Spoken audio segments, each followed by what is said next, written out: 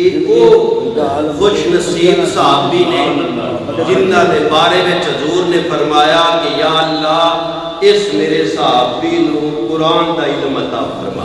سبحان اللہ. اصحابہ دے وچوں سب تو چوتھا قرآن سمجھن والا حضرت عباس نے عبداللہ بن عباس حضور دے چاچے دے بیٹے حضرت عباس دے بیٹے حضرت عبداللہ بن عباس ابن الحاد الامہ.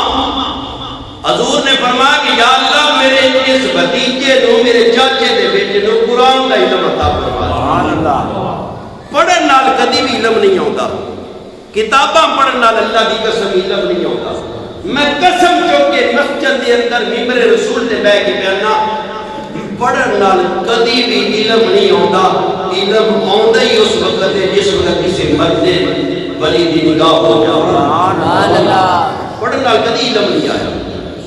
حضرت عباس فرماتے ہیں کہ حضور نے فرمایا حضرت عبداللہ بن مسعود یا اللہ میرے اس بھتیجے کو قرآن دا عالم بنا.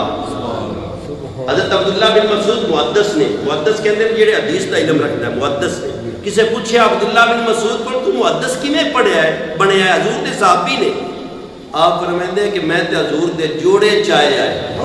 حضور جتھے بھی جوڑے اتار دے سن اپنے جوڑے نالین شریفے نے اتار دے سن کسی محفل کے اندر مسجد کے اندر میری ڈیوٹی یہ ہوتی سی حضور نے نہیں لگائی لیکن میرے عشق نے کیا کہ حضور دے جوڑے بغل کے اندر آپ فرماتے ہیں نبی جس وقت نالین مبارک اتار دے سن میں حضور دے جوڑے پکڑنے اپنے کش کے اندر بغل کے اندر رکھنے.